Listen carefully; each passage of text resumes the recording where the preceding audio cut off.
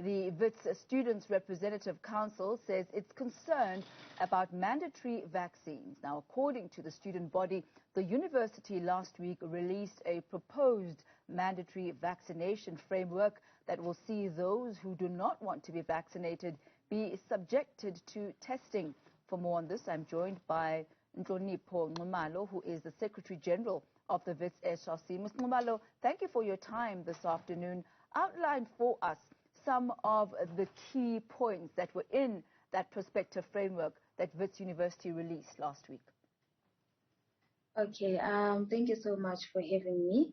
So, yeah, firstly, the university, amongst many other things, they highlighted that in the proposed framework, people are supposed to take mandatory, like they're supposed to take weekly testings, right, for COVID. And they also highlighted that these people will not be allowed into social spaces and all those things.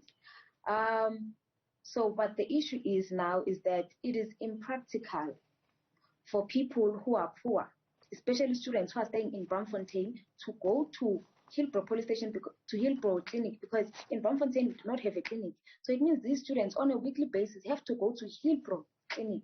They might get mugged, their safety is compromised. If they don't want to get mugged, they have to Uber there. And for NSFAS students who received 1,500 a month, how can they afford to, on a weekly basis, go to Hillbrow clinic to test? And another reality that we can't run away from is that we know that public hospitals are always full. So it's impractical for a student to go there and test the COVID every week. So that was one of our main concerns. And what do you suggest as a counter proposition to the university? Because what's quite clear is that you as the SRC and the students want to get back to normal teaching. The university wants the same thing. What are you then proposing to counter what they have put forward? Okay. First of all, we understand that there are students in villages, in other spaces that cannot, and for other reasons, that cannot really cope with online learning, who really wish to come back to VETS and do physical learning. So we're proposing, firstly, a hybrid system, because the university has successfully implemented online learning. A hybrid system, first of all.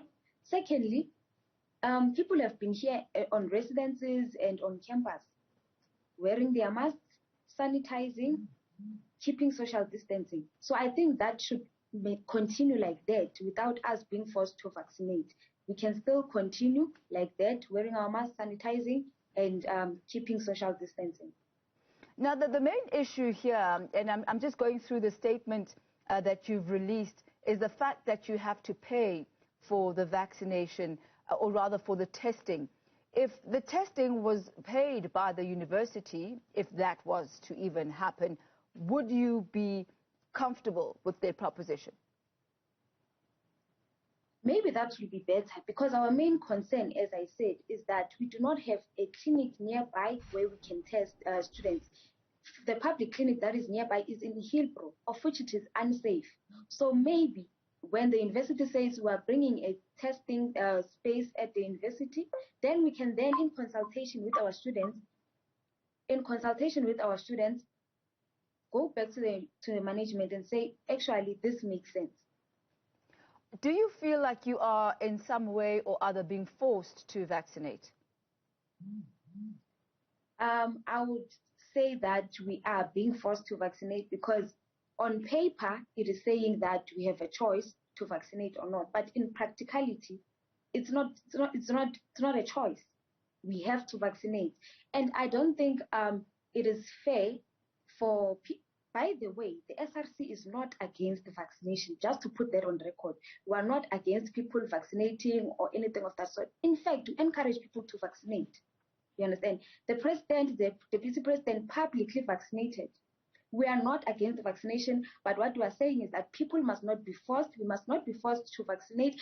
Rather, people must be persuaded. What you say here in your statement, and I'm going to read it straight from your statement, you say, this then makes the constitutional freedom of choice exclusive to the rich. Is this a point of view that you've articulated to the university, and what has been their response? Okay, the university has opened that we can make suggestions and submit our comments. So we have then done that. We are yet to hear from the university when are we going to have another engagement again. So for now, we do not have any response or anything of that sort. We do have some tweets that we'd like to share that have come through regarding this particular matter. Let's go through some of them. The one is from City Girl, who says, the Wits SRC should have put more thought into that statement. The less people vaccinate, the longer the university has to continue with remote learning, and the more the poor and working class that they're advocating for become disadvantaged. Another tweet comes from the Oracle, who says, Wits SRC must just let us strike to voice our thoughts as students, because Wits is definitely going to ignore that statement since there are no alternatives at all. That's from the Oracle. Another comment comes from Samora, who says, we support you, SRC, on rejecting the framework policy of mandatory vaccination in an institution of higher learning. Education is not a privilege and therefore can never be given to those who are vaccinated, and those who must not must be denied through the system. Another one coming through from Tato Khatsi says, this SRC statement is so intellectually shallow given the nuanced nature of the issue at hand, but alas. And Neo says, the irony of that Wits SRC statement is that privileged students are getting the vaccine and keeping it pushing, while populist anti-vaccine nonsense is promoted to poor and working class people for politic points. So let me come to you, Ms. Nxumalo. These are the sentiments that have been aired by some of the students. Some say your statement is intellectually shallow, that it doesn't offer any alternatives. First, on that point, your thoughts on that? Okay, firstly, I'm glad that this happened and it sparked a conversation around this proposed framework or this mandatory vaccination. So I'm glad that this happened and people are engaging, right? So I would say that this was released on Friday, and then students then were busy on social media. Some were requesting for the SRC's reaction on the matter, which is why we then reacted on yesterday.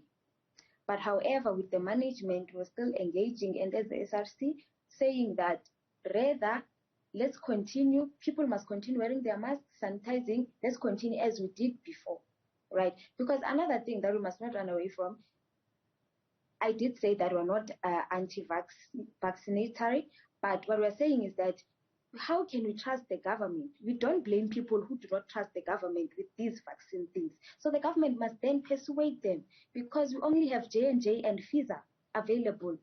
We have Moderna, which is said to be mostly efficient, but it is not given to the people. So we must not then force people to vaccinate, rather be persuaded, and we cannot at the same time blame those few people who do not want to vaccinate based on their own reasons, because some can either be that they don't trust the government, which you can't blame them. So let me ask you as a way forward, Ms. Nxumalo, are you going to be resubmitting your requests and the amendments and any alternatives to the University of the Witwatersrand? Yes, we will be submitting. We have, and we will be submitting more, because we had asked students to engage us as well to propose whatever they think that is feasible. If the universities can say that, no, we'll bring testing stations here at Wits, I think that would be even better. All right. Because what we're concerned about is the safety of the students. Thank you, ma'am. We'll leave it at that for now. Thank you. That's Nhlonipho Nxumalo. She is the Secretary General of the Wits SRC.